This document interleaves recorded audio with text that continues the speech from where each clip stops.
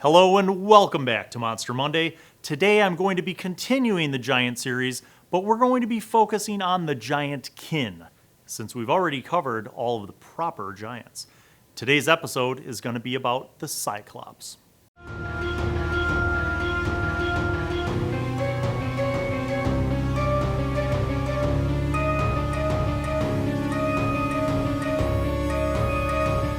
Alright guys, so you could find the Cyclops in your legally purchased monster manual, and the Cyclops has been around since the dawn of D&D. It's one of those mythical creatures that is derived, like many of our D&D-ish monsters, from the lore of our actual real-world mythology, the Greek Cyclops. And you could derive your own ideas by reading about some of the adventures that involve the Cyclops within Greek mythology yourself, and even adapt those ideas and integrate them into your own campaign. But I wanted to take a closer look at how 5th edition Monster Manual deals with the Cyclops and how they portray them, and then share some ideas about how you can use the Cyclops in your games. The first thing that we need to understand about the Cyclops is that they are solitary creatures for the most part who live out in the wilds. So typically, we're not going to encounter Cyclopses storming the castle or attacking a town unless you come up with a story reason for that, and we'll get to that in a minute. They are basically a primitive giant. They are chaotic neutral, so they're kind of content just living on their own. Now, the book will say that the giants usually lair within a day's journey of another Cyclops, so that they can occasionally trade with others of their kind or find mates. And that is something that we could use to our advantage when we're crafting our concepts about how to use Cyclopses as well. Another thing that they mention is that Cyclopses keep a herd of animals for feeding. So in a way, you can think of them as very large shepherds. And whatever livestock they keep, they also bring in for the night with them. So they usually keep their livestock in their lair at night so that other predators can't get to their food source, essentially. So when we think about this, another component that they touch on in the Monster Manual is that the Cyclopses are not particularly religious. That their origins seem to come from one of the giant gods, but that they themselves don't really like a lot of religious ceremony or ritual. They find it complex and frustrating. Now, this may lead you to think that they are simpletons and straight up dummies, but actually they are not. They have an intelligence of 8, which is basically what a common PC or NPC would have if they didn't put any points into their intelligence. So they're not complete simpletons. They do speak the giant tongue, although it says that they are kind of primitive, and because maybe they're isolated, they're not necessarily going to be the most vocal and talkative people. They a lot of times deal with things with simple commands like grunts and noises that they will issue to convey their mood. So with all of those things in mind, let me share a few scenarios with you about how you could use Cyclopses in your games. The first is going to be from an actual use that I used. So, as you guys probably know, I am part of a group of old friends from dating back all the way to the 90s from the college days who get together once a year. These are the gaming weekend guys. And we often take turns running the sessions so that everybody gets a chance to play. And on one of these particular gatherings, as we were adventuring through the Forgotten Realms, DM Dan handed the baton off to me, and I took the adventurers through a little adventure thread where they, in fact, encountered a Cyclops. Now, the Cyclops was kind of alone in this stretch of open land between some mountains and between some forests, and this Cyclops was not aggressive. And part of the reason why I had the Cyclops not be aggressive was because the adventurers approached the Cyclops carefully and respectfully and offered it things and interacted with it.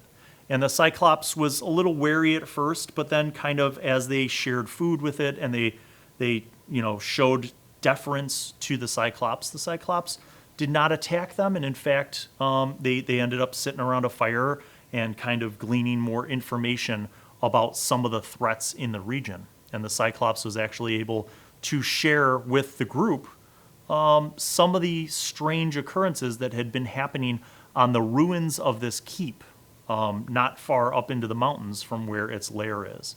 So in this instance, I essentially used the Cyclops as a NPC who initially started off as neutral, and I was willing to play it either way. If the group went up and saw a Cyclops and they're like, attack, okay, then it's going to defend itself because it's in its home region, and these are obviously aggressors.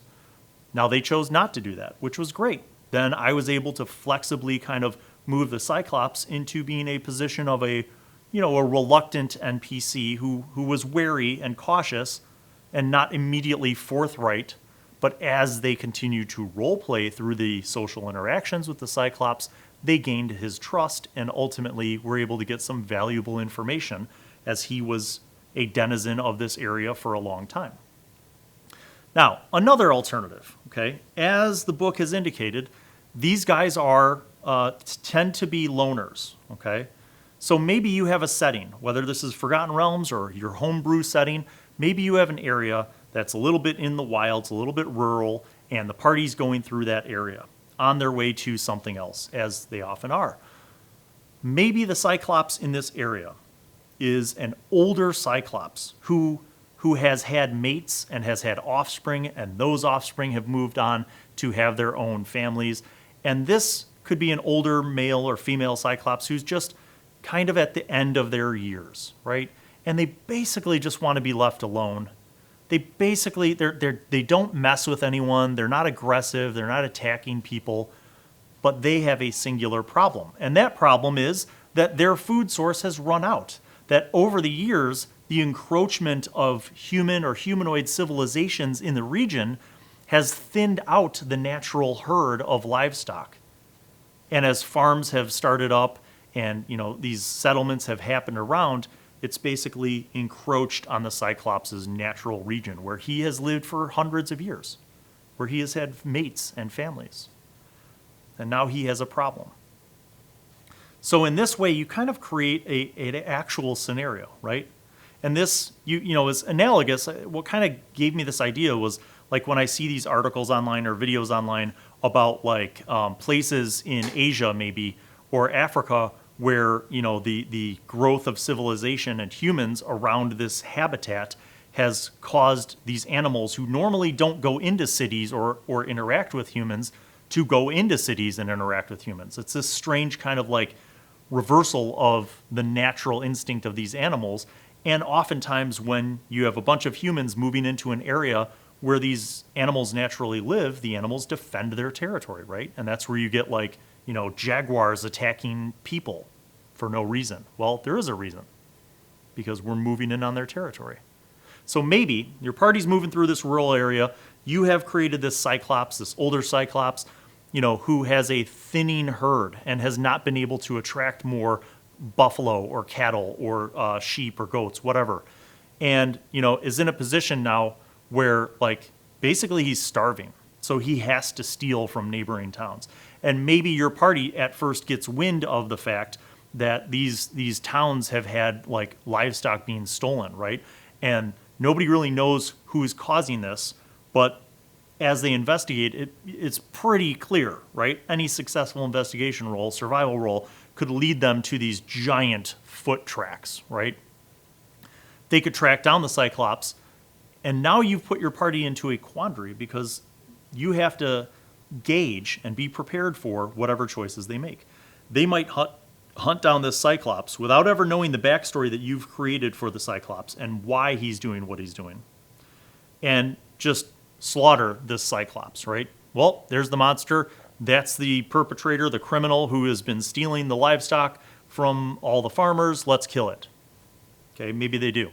Or maybe you have a party that's a little more thoughtful, and they find out that this Cyclops has all these livestock in this little valley where he lives, and he seems to be, amassing quite a variety of stolen livestock, but otherwise has not committed any atrocities against anyone, hasn't destroyed property, hasn't killed any humans, And so maybe the party approaches him a little bit more cautiously and finds out his backstory. Now, what do you do from there? I don't know. You have a lot of options. Maybe the party is benevolent and they decide to help the Cyclops and they say, hey, look, we know a region. And you could, by the way, if they don't have this, you could plant these ideas in them. You could be like, make a history roll. And whoever has proficiency in history makes a roll, and you say, you know that there's about 30 miles away, there's another region that is a lot more fertile and a lot more animals, deer, mountain goats and stuff, and there are not as many human civilizations around. And you just know that. Maybe they get the idea. Maybe they get the hint, and they can share this knowledge with the Cyclops and say, hey, have you ever thought about relocating?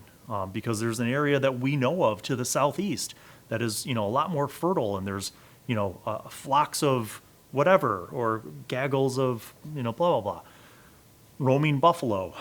So, whatever it is, basically they can encourage the Cyclops and even help the Cyclops to kind of move his region, thus mediating the problem by helping the Cyclops and also helping the farmers and people in this area, right? Relocating, that's one option. Maybe they explain to the Cyclops like, hey, dude, listen, you're stealing from the farmers to keep yourself alive and you're taking all their livestock, but that in turn is a threat to them. And sooner or later, they're going to raise arms against you, and, maybe you should move to somewhere else, So there's a lot of different conflicts and options that you can put into that, other than just, you guys are walking through the mountain pass and a Cyclops throws a boulder at you. Okay, so if a Cyclops starts off aggressive, you have set the tone for making him the bad guy, even if they are walking through his territory. Now, one more option that I'm sure all of you know, if you are nerds who are watching this very episode with me right now, I will derive from The Princess Bride. So all of you guys know Andre the Giant's character, Fezzik, is appointed with this task of killing the Dread Pirate Roberts. And, comedically, he's not very excited about the idea of crushing his skull with a rock, because it's not very sportsmanlike. So, but maybe you have a Cyclops who's in a position where, he's in his remote area. He has plenty of flock and livestock, but the adventurers are moving through this remote area, and he doesn't get visitors through here. And he's not actually out to kill them, but he's going to give them a warning shot, just like Andre the Giant did, just like Fezzik. Boom! They're walking through the area, a boulder explodes 30 feet away, and he pops up from the trees, and he kind of has another one ready, but he's not throwing it yet. And maybe this is a choice for your party. Maybe the party decides they're going to run.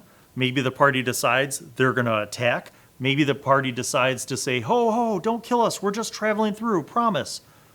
Now, how you deal with that, again, is you interact and react to the choices of the party. Be careful not to railroad them into one of those options. Let them choose what they're going to do, but you react knowing what you know about the Cyclops that you have in this scenario. Maybe they socially interact with respect, with deference, and the Cyclops takes them in, and as they're talking to the Cyclops about where it is that they're going, the Cyclops shares a bit of information, and he's like, well, you don't want to go that way because that's where the Bone-Tooth Troll clan lives, and there's 30 of them, but maybe you should go this way. And while you're there, would you mind delivering something for me? And maybe he has another Cyclops friend who lairs within a day's journey, and he needs to have them deliver something to that Cyclops friend.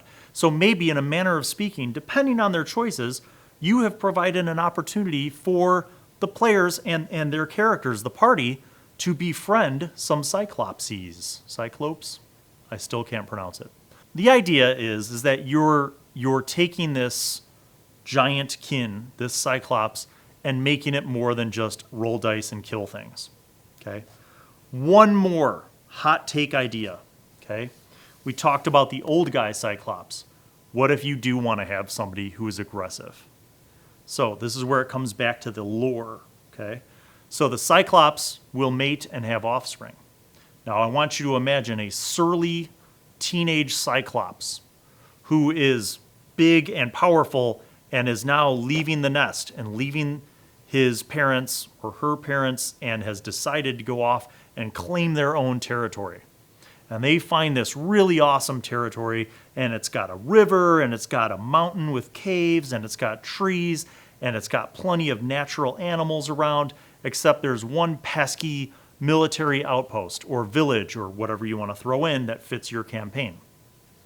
And now that surly teenage Cyclops is angry and wants to drive away those people so that he can claim this territory. And he thinks that's his right because now he's a full man.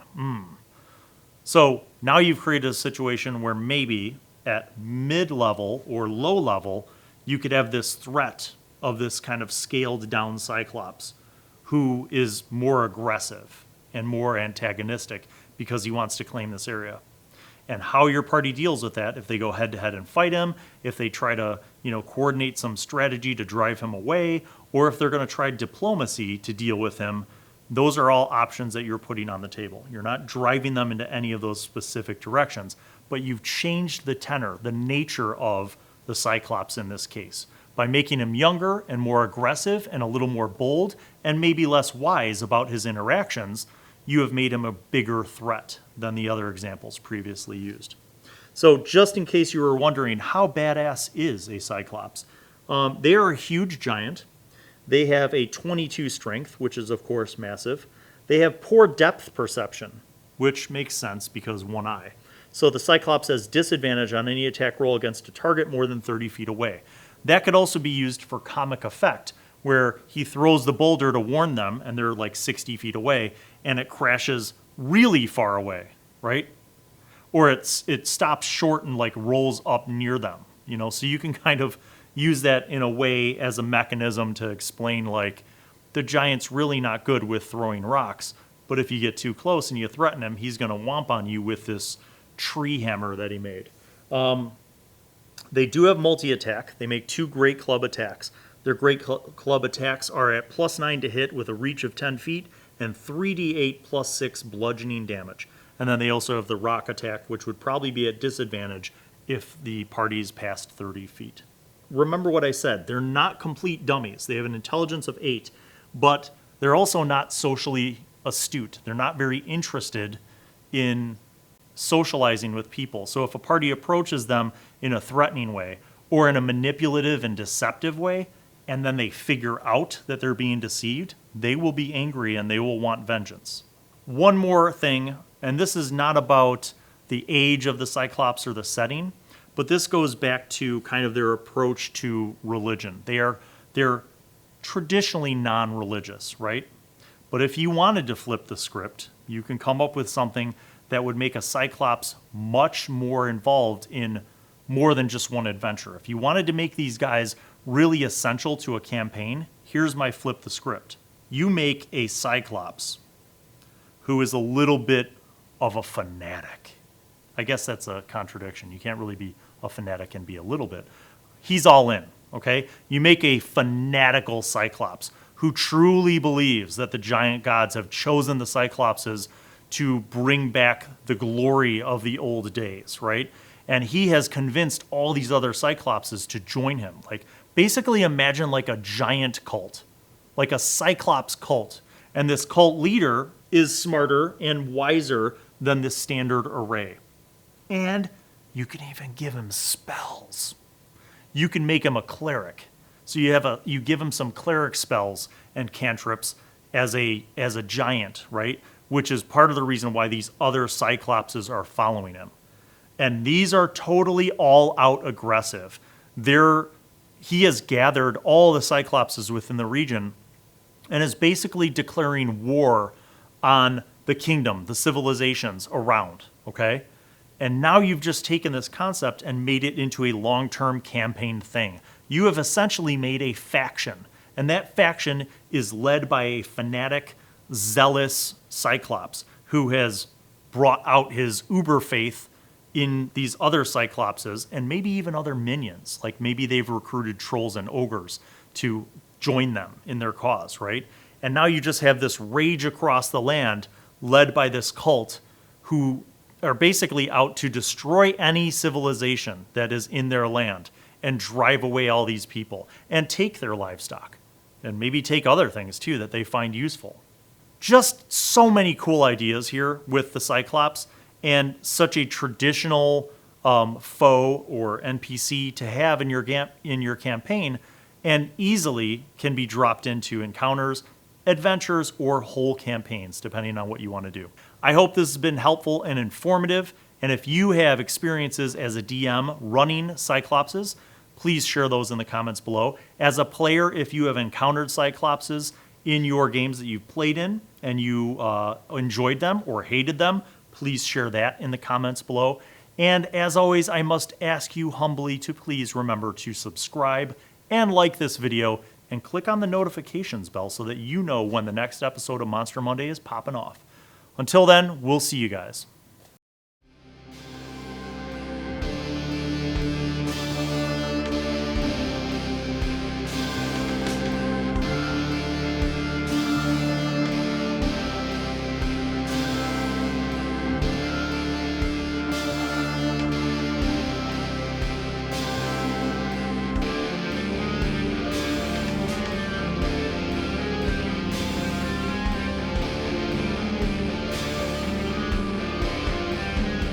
Hello mate, thanks for watching all the videos. Make sure that you look up there and subscribe. And don't forget to check out some of the other videos, like them up there or those down there. We'll see you next time.